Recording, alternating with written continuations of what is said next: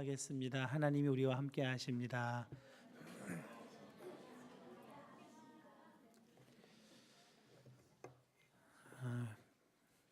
빌립보 가이사라에서 예수님은 제자들에게 너희는 나를 누구라 하느냐 질문하셨습니다. 주는 그리스도시요 살아계신 하나님의 아들이시니이다. 제자의 고백을 들으시고 이 반석 위에 내 교회를 세우리라 하셨습니다. 우리말 어법에서 소유를 의미하는 내, 또 나의, 이 말은 항상 명사 앞에 위치하게 됩니다. 내 집, 내 사람, 내 것. 뒤로 하면 말이 이상해지죠. 그런데 이태리어는 소유 대명사의 위치가 명사 앞이나 뒤나 상관이 없습니다. 까자미아, 맘마미아, 노스트라키에자, 미아몰리에 다 가능한 것이죠. 그런데 신약의 언어인 헬라어는 일반적으로 소유 대명사가 명사 뒤에 붙습니다. 내 교회라고 번역된 헬라어 그 문장은 무텐 에클레시안입니다. 내, 나의를 뜻하는 소유 대명사 무가 명사 교회의 목적격 텐 에클레시아 앞에 서 있습니다. 일반적인 어법과는 다른 것입니다. 헬라어 문법을 잘 몰라서 그런 것이 아니고 도치법인 것입니다. 소유 대명사를 앞에 세운 이유는 이 소유 대명사가 더 강조되어야 하기 때문인 것입니다. 이 반석 위에 내 교회를 세우시겠다는 말씀을 하시면서 주님은 교회보다 나의 그 소유 대명사를 강조하신 겁니다. 교회도 달과 같아서 스스로 빛을 내지는 못합니다. 태양이신 예수님, 스스로 빛을 발하시는 예수님의 빛을 반사할 때에만 교회의 영광이 드러나게 되는 것입니다. 오직 예수님께 속해 있을 때 빛나게 된다는 것이죠. 교회는 헬라어로 에클레시아입니다. 에클레시아입니다. 밖으로 불러내었다는 의미이죠. 하나님께서 예수 그리스도를 구주로 믿는 사람들의 모임을 가리켜 하나님께서 불러내셔서 예수 그리스도를 구주로 믿는 사람들의 모임이 교회의 정의입니다. 그래서 제가 교회고 여러분이 교회인 것입니다. 그러면 당연히 예수님께 속해 있는 것 아닌가? 예수님께 속한 것이 교회 아닐까? 너무나 당연한 말을 왜 하고 있나 하는 질문이 들겠지만 놀랍게도 예수님께 안 속한 것 같은 일들이 교회 안에 일어나고 있습니다.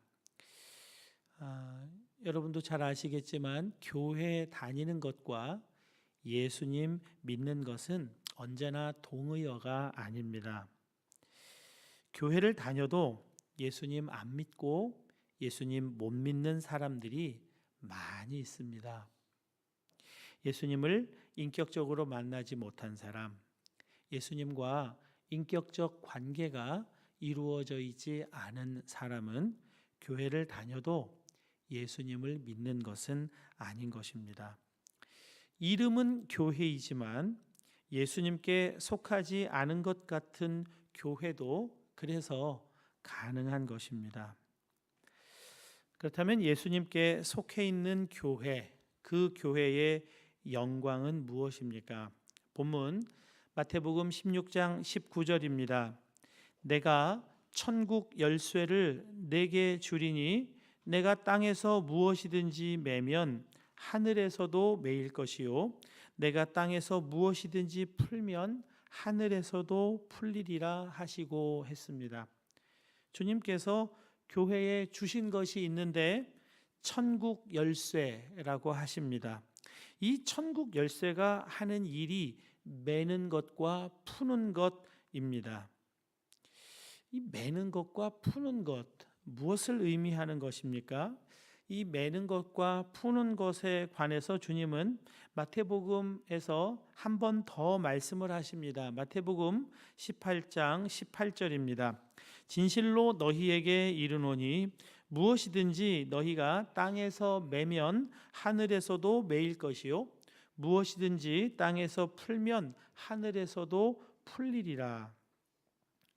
마태복음 16장 19절 그 본문과 정확하게 일치합니다. 매는 것, 푸는 것을 말씀을 하시면서 이어 19절에서 이 매고 푸는 것이 무엇인지를 보다 분명하게 말씀해 주십니다.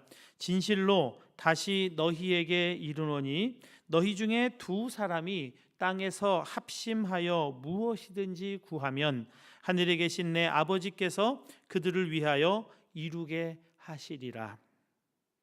매고 푸는 것은 합심하여 기도하는 것이라고 주님이 말씀해 주십니다. 예수님께 속한 영광의 교회는 기도하는 교회다라는 것입니다.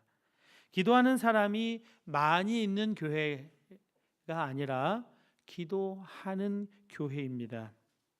기도하는 교회가 예수님께서 내 교회라고 부르시는 교회입니다. 기도하는 교회는 기도로 사역하는 교회입니다. 기도가 사역인 줄로 정말 알고 믿는 교회인 것입니다. 요한복음 2장에는 예수님의 첫 번째 이적이 나옵니다. 갈릴리 가나 혼인잔치에서 물이 포도주로 변화되는 놀라운 이적입니다. 예수님 시대 결혼식은 요즘 우리와 많이 달라서 여러 날 잔치를 합니다. 잔치에는 꼭 있어야 할 음식이 있는데요. 제가 충남 바닷가에서 좀 살다 보니까 이 충남에서 결혼 잔치 때는 꼭 굴이 있어야 됩니다. 자연산 굴. 그래서 결혼식을 치르기 위해서 겨우 내 굴 채취하는 것을 보았습니다. 전남 광주에서는 결혼식 하려면 꼭 삭힌 홍어가 있어야 됩니다. 안 그러면 주인이 욕먹습니다. 예수님 시대 갈릴리 가나에서도 빠지면 안 되는 음식이 있었는데 그것은 포도주였습니다. 그런데 잔치 중에 포도주가 떨어집니다. 난감한 일이 일어난 겁니다. 사오든지 이웃에게 꾸어오든지 잔치 끝났다고 광고 내고 그만 잔치를 끝내든지 죄송하다고 다음에 더 잘 모시겠다고 하든지 해야 합니다. 그런데 예수님의 어머니는 그 소식을 예수님께 전합니다. 포도주가 떨어진지라. 예수의 어머니가 예수에게 이르되 저들에게 포도주가 없다 하니. 아무것도 아닌 것 같은 이 단순한 한마디 소식이 물이 포도주가 되게 하는 이적의 발단인 것입니다. 사오든지 구워오든지 잔치를 끝내든지 대책을 먼저 강구하지 않고 포도주가 떨어진 난감한 상황, 기가 막힌 상황 자체를 마리아는 예수님에게로 가져갑니다. 여러분, 이것이 무엇이든지 구하는 것, 기도입니다.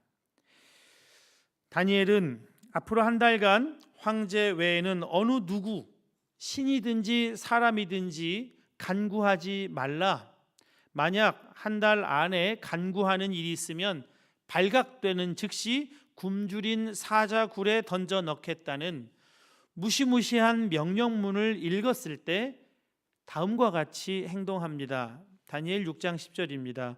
다니엘이 이 조서에 왕의 도장이 찍힌 것을 알고도 자기 집에 돌아가서는 윗방에 올라가 예루살렘으로 향한 창문을 열고 전에 하던 대로 하루 3번씩 무릎을 꿇고 기도하며 그의 하나님께 감사하였더라. 그 명령문을 대한 다니엘의 첫 번째 반응 역시 기도입니다. 그가 하나님께 감사하였다라고 했는데 도대체 무엇이 감사하다는 것일까요? 어려움을 주셔서 감사하다는 겁니다. 고난을 감사하고 있습니다. 무시무시한 그 명령문을 본 그의 첫 번째 반응 역시 기도하는 것이었습니다. 반면에 성경에는 예수님께서 길을 가실 때 예수님 옷자락을 만지고 놀랍게 병고침을 받은 여인이 등장합니다. 혈류증을 앓던 여인인데요. 12년 동안 하혈로 고통을 받으며 살아왔습니다. 마가복음에는 이 여인에 대한 묘사가 구체적으로 설명되고 있습니다. 마가복음 5장 26절입니다. 많은 의사에게 많은 괴로움을 받았고 가진 것도 다 허비하였으되 아무 효험이 없고 도리어 더 중하여졌던 차에 이렇게 나옵니다. 이 여인과 마리아, 다니엘의 차이가 무엇입니까?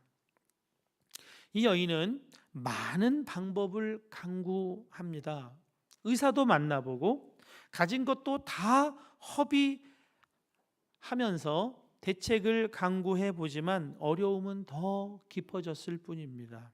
그러다가 다 해보고 안 되니까 예수님께로 갑니다. 예수님을 잘 몰랐을 수도 있습니다. 그러나 결과는 같습니다. 세월을 아끼라 때가 악하니라. 여러분, 이렇게 세월을 허송세월해서는 안 되는 것입니다. 마리아와 다니엘은 어려움이 시작되는 바로 그 순간에 가장 첫 번째 반응으로 기도했습니다. 여러분, 우리는 기도하기를 너무너무 싫어합니다.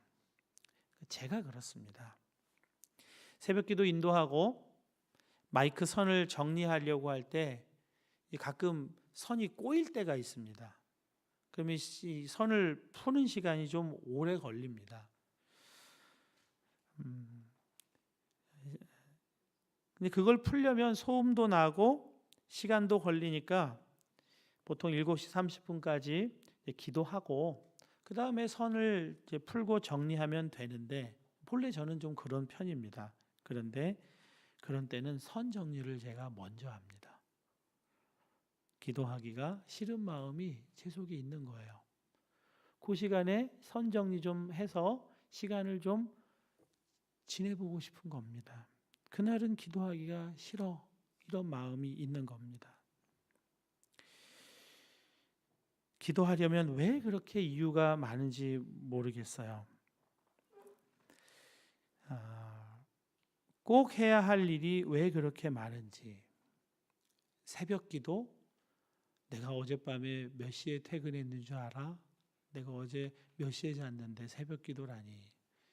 유럽 문화에 무슨 새벽 기도야? 그건 한국 문화지. 새벽 기도 해보니까 며칠은 좋은데 하루 종일 몽롱하고 정신이 없어서 못하겠어. 그런 것들이 우리 속에 계속 일어납니다. 왜 그럴까요? 그것이 힘들어서가 아닙니다. 기도하기가 싫은 거, 싫어하는 마음이 우리에게 있기 때문입니다. 저희 집에서 가족 기도 모임을 시작하려고 할 때 저희 아이가 그러더라고요. 교회에서 하면 됐지. 집에서까지 그런 걸 하려고 하느냐고.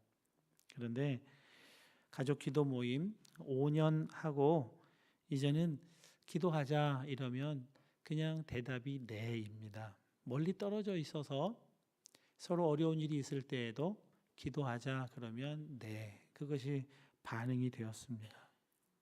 또한 그들의 마음에 하나님 두기를 싫어하며 이것이 우리 인간 본성인 겁니다. 기도하기가 힘든 이유는 정말 힘들기 때문이 아닙니다. 새벽에 좀 몽롱하게 새벽 기도하고 좀 하루 종일 몽롱해도 하나님께서 행해 주시는 것을 경험해 나가는 것이 더 귀한 것입니다. 내가 정신을 바짝 차리고 정신이 맑아서 내가 하는 것이 아니라 좀 몽롱해도 하나님이 하시는 것을 기대하고 보고 바라고 나아가는 것이죠.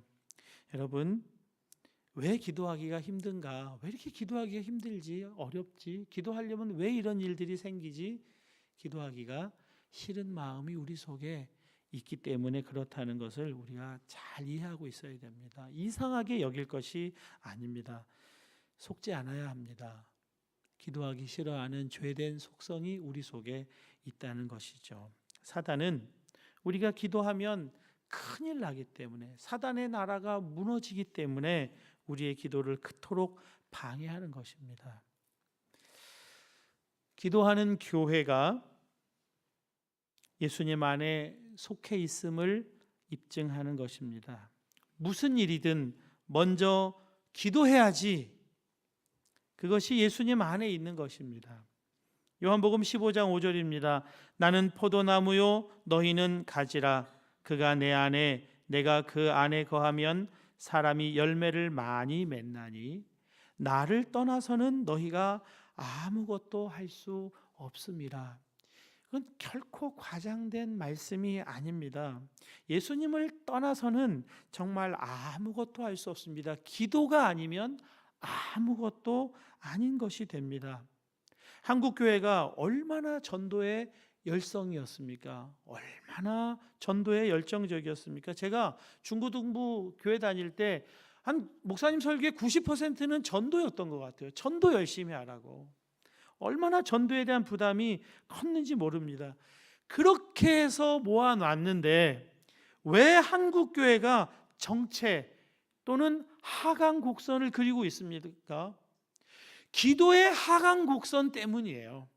기도가 하강되니까 교회는 하강되어 가는 것입니다. 기도가 교회의 영광입니다. 여러분, 모든 일의 첫 번째 반응이 기도인 것과 함께 중요한 것이 또 하나 있습니다. 그것은 낙심하지 않고 끝까지 기도하는 것입니다. 5만 번 기도 응답 받았다는 것으로 유명하신 조지 뮬러 목사님, 그분은 수십 년간 응답되지 않은 기도를 계속 붙들고 기도하신 적이 있습니다. 그의 일기가 그것을 이야기해 주고 있습니다. 1844년 11월 나는 5명의 영혼들이 주님에게 돌아올 수 있도록 기도했다. 나는 하루도 거르지 않고 기도했다.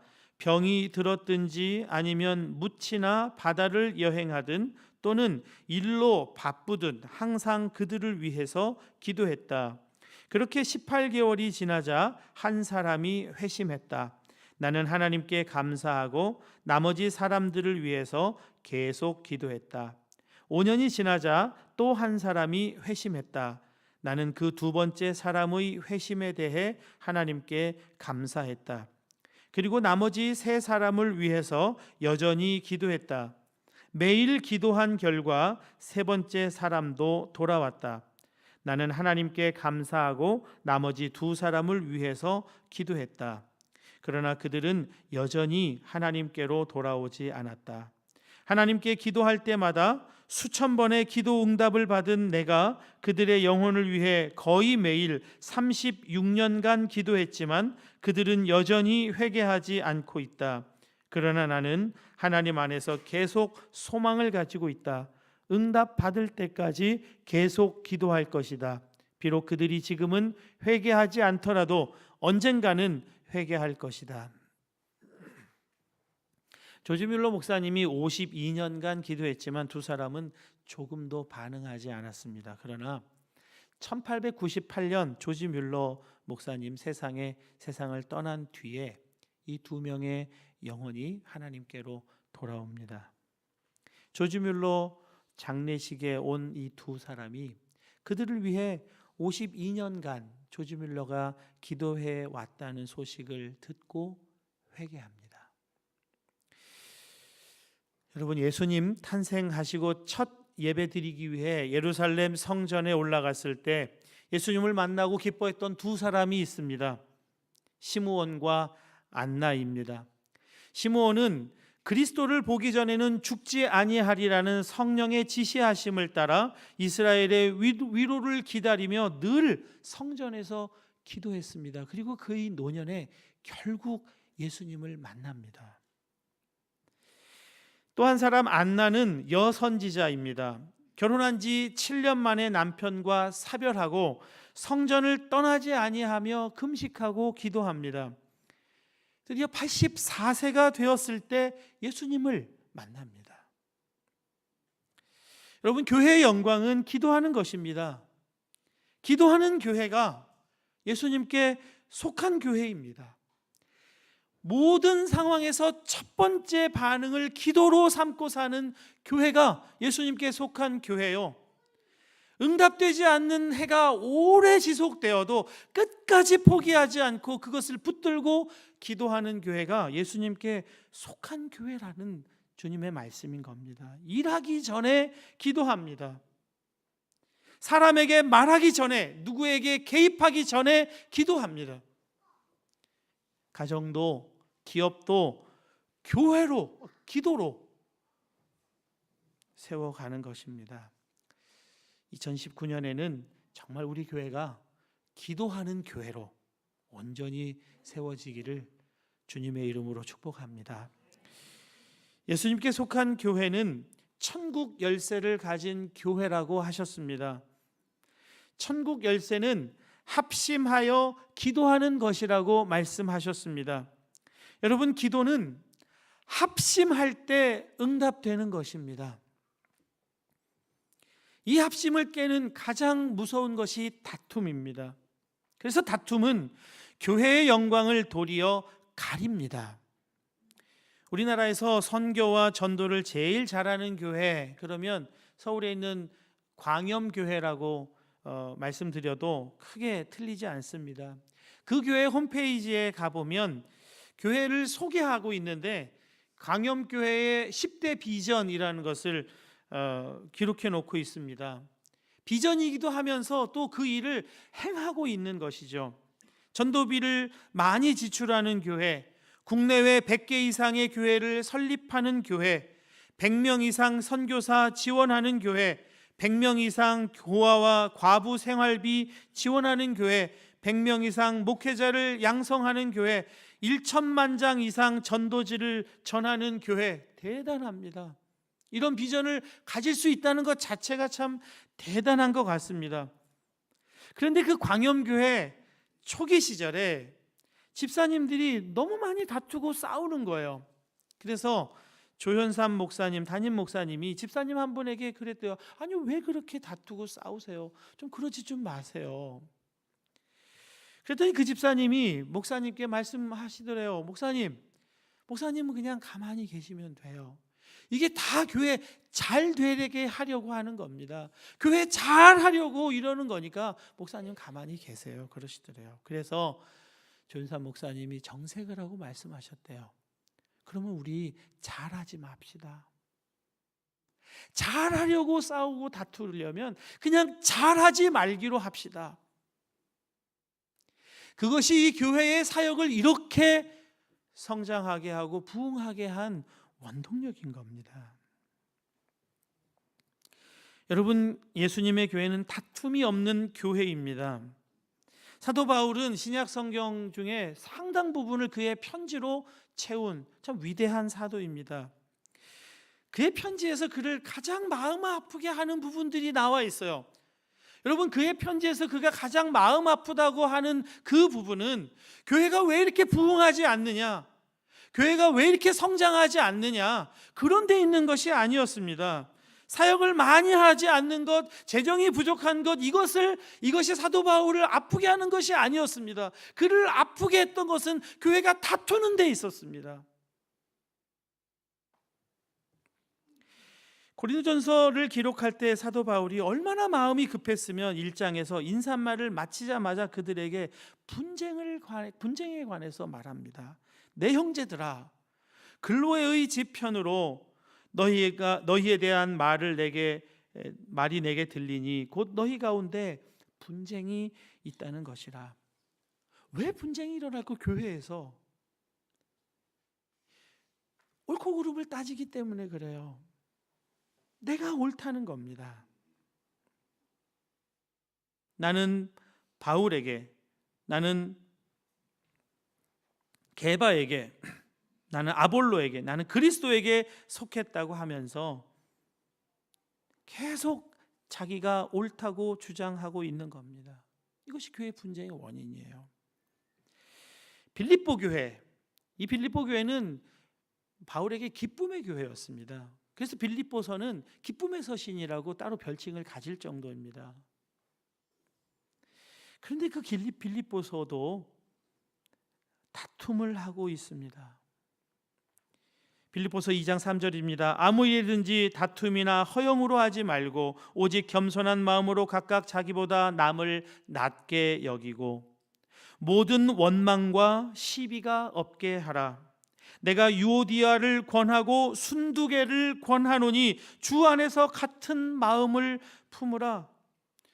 직접 다툼의 원인이 됐던 사람 이름까지 거명하면서 빌립보 교회가 이렇게 다퉈서는 안 된다는 것을 말하고 있습니다. 여러분, 교회는 아무 일이든지 큰 일이든지 작은 일이든지 어떤 일이든지 다툼이나 허영으로 하는 것은 안 됩니다. 세상은 그래요. 세상은. 그러나 교회는 그렇게 하면 안 되는 겁니다. 누가 더 잘하고 누가 더 옳은가로 교회가 세워지는 것이 아닙니다. 여러분, 목사와 교인이 싸우면 누가 이길까요? 목사가 말 잘하니까, 목사가 교회에 대해서 더 잘 아니까, 목사 편이 더 많으면 목사가 이길까요? 절대 다툼이 일어나면 안 되겠지만 다툼이 일어난다면 반드시 목사가 집니다. 져야 합니다. 여러분, 제가 만약에 누군가 우리 교인 중에 한 분의 거하고 이겨 먹으려고 제가 그러면 정신 나간 줄로 아십시오. 정신 나간 일입니다. 정신 차리라고 해주세요. 목사는 교회의 장로입니다. 어른이에요. 어른은 져야 어른인 겁니다. 어른이 이기면 안 됩니다. 여러분, 부모하고 자식하고 싸우면 누가 이깁니까? 옳은 사람이 이깁니까? 부모는 자식에게 절대 못 이깁니다. 자식 이기는 부모가 없습니다. 부모가 자식을 이기면요, 그 가정은 깨집니다. 산산조각 나는 겁니다. 어느 기업체의 광고 영상을 보다가 많이 좀 감동이 돼서 여러분하고 같이 좀 보려고 준비했습니다. 잠깐 이 영상을 보시겠습니다.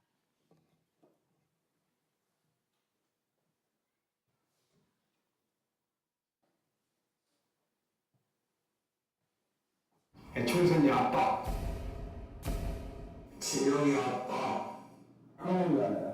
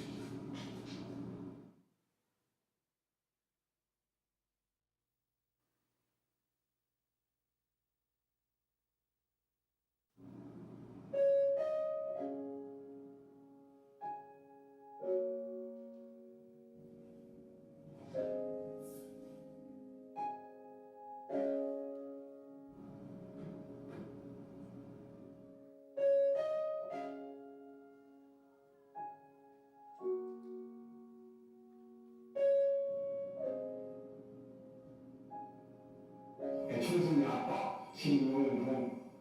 난 신왕철 아빠, 신현기.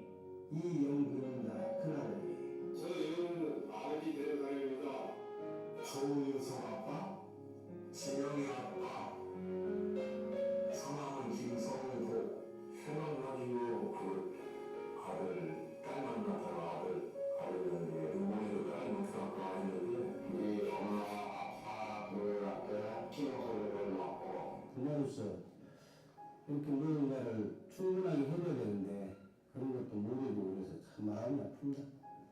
아들이라는 것은 너무나 바꿀 수 없는 것이고 크게 뭐 도와주지도 못해 본인이 그들을 알고 잘 바꿔도 계속 부족한 게 부모 마음 아닐까요? 죽는 순간까지 제가 그런 마음으로 살고 있어요. 계속 부족한 거예요. 너무 애매하게 했던데 그래서 미안해.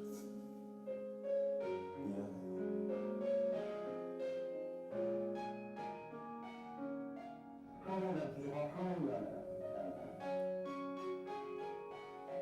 미안하다 참 모든 것이 부족하고 못 가르치고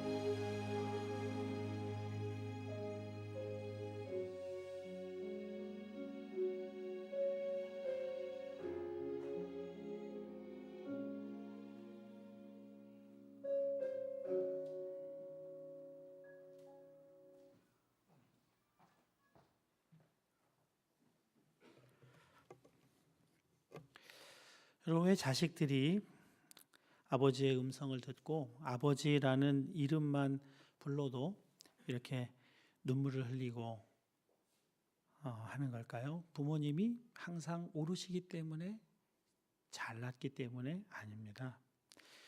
부모님은 자식을 위해 희생해야 하기 때문입니다. 자식을 위해서 손해보기 때문에 그렇습니다.